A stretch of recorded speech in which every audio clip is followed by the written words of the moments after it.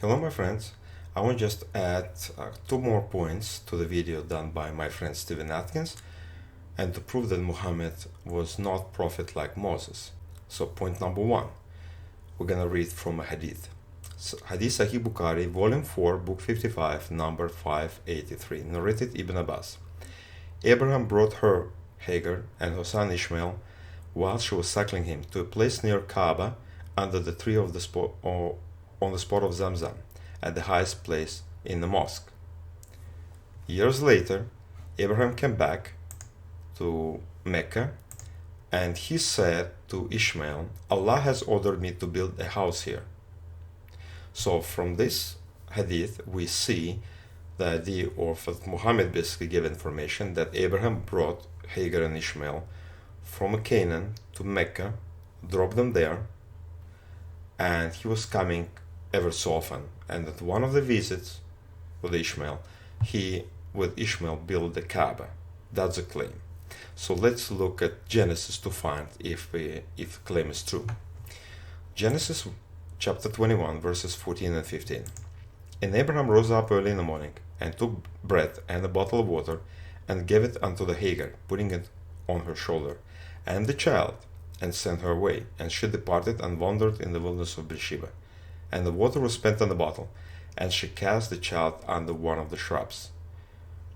So here we see that she has only one bottle of water, which might contain maybe 10 liters of water, or the skin of water. It's a very limited supply. And it said that she walked from area of Gerar, we read it from Genesis chapter 20, then Abraham sojourned in Gerar. So she managed to go with this 10 liters of water, maybe 2-3 days, until she reached the wilderness of Beersheba, which is in the middle of Negev desert right now, and it's like almost in the center of Israel, southern part of Israel. And she was desperate because water was spent in the bottle, and she was looking for the well. She couldn't find the well. And now we have a story of angel opening her eyes, or God opened her eyes, and she saw the water. And that's how they survived. So we see the problem here is they have a very limited water supply without refilling, as Bible clearly stated it. She couldn't go more than 50 kilometers or even less. But if she would travel to Mecca, for example, with this skin of water, she needs about almost 130 liters of water, just cover 1 month's journey to 1,350 kilometers, which is impossible, of course. But Hadith claim that it was Abraham who brought her in. Well, the Torah said she departed the camp of Abraham, so he didn't even travel it, because it said, and Abraham rose up early in the morning. The previous few verses, it said about how Sarah demanded Abraham to cast Hagar and Ishmael, and how he didn't like it. But God talked to him and said, don't worry, I will take care of them. So he rose up early in the morning, next day. So did he travel for 1 month to Mecca from Canaan? No, he didn't. He was sleeping in his tent for 8 hours. So therefore, according to Genesis 21, 14 and 15, no Abraham, no Hagar, no Ishmael never been in Mecca. So that's point number one, why Muhammad is not a prophet like Moses. Second, we have a claim, and as a matter of fact, I heard many Christians also agreeing with the Muslim claim, that Muhammad is descendant of Ishmael eventually, about 40 generations between them. So let's see how it started. So we go with the same hadith, labeled lower. She, Hagar, lived in that way in Mecca area till some people from a tribe of Jurhum, or a family from Jurhum, passed by her and her child. The child Ishmael grew up and learned Arabic from them, and his virtues caused them to love and admire him as he grew up. And then he reached the age of puberty. They made him marry a woman from amongst them. So here's a very interesting situation. So far, we learned from Genesis 21, 14 and 15 that Hagar and Ishmael never lived in Mecca, never reached Mecca, and the Zamzam is not in Mecca, but in Beersheba. So the real Zamzam. real well of Hagar. It's not where Muslims think it is. But now we have claim continues, and it's said here in this hadith that as Hagar lived there and the Arabic tribe came in and they settled down in Mecca because of the Zamzam was apparently in Mecca, that's a claim. And Ishmael grew up and learned Arabic from them. So Ishmael was not really a father of Arabs and Christians claim. He was just Adnani Arab, not Qahtani. So as Adnani Arab, he became an Arab. He Arabized. And then it said, his virtues caused them, Arabs, to learn and admire him. As he grew up and then he reached the age of puberty, they, Arabs from Jurhum tribe, made him marry a woman from amongst them. So they marry him, the Arabic woman. So let's see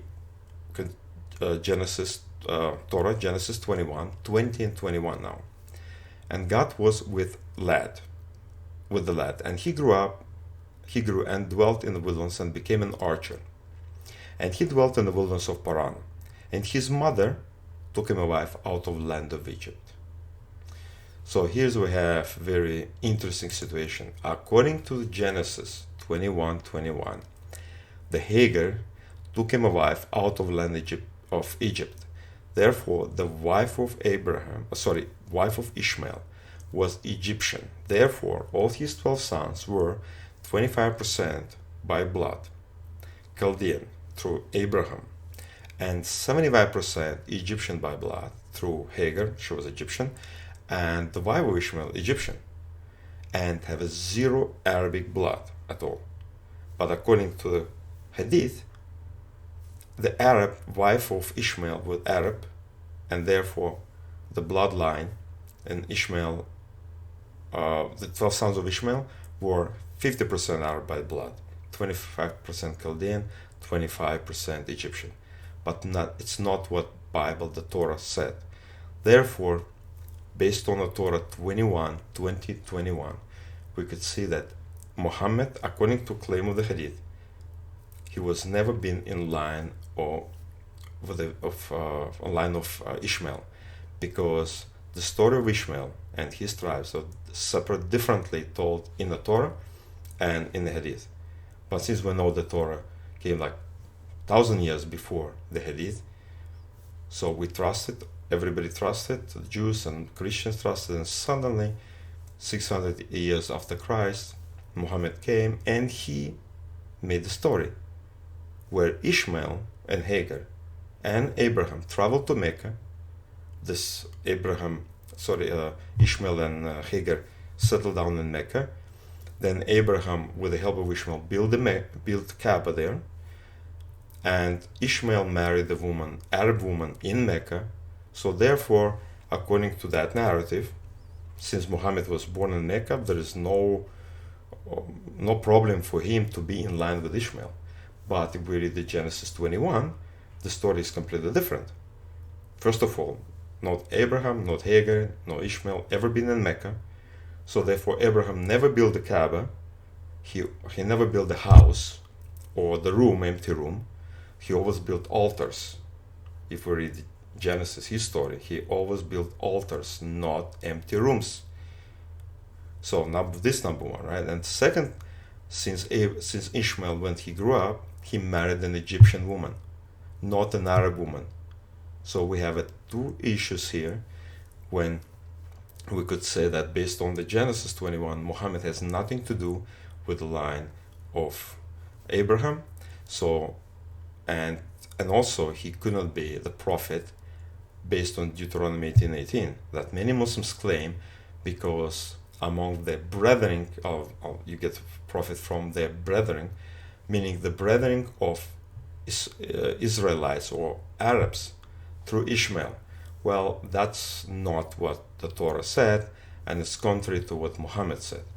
So therefore, we could say the claim of Muhammad, he was born in Mecca, 1,350 kilometers southeast of Canaan, has nothing to do with real Ishmaelites who live up north, always up north, with the Midians very close to, like across Jordan River in the Gulf of Aqaba area. So those guys were Ishmaelites. But Muhammad down south in Hijaz has nothing to do with this line.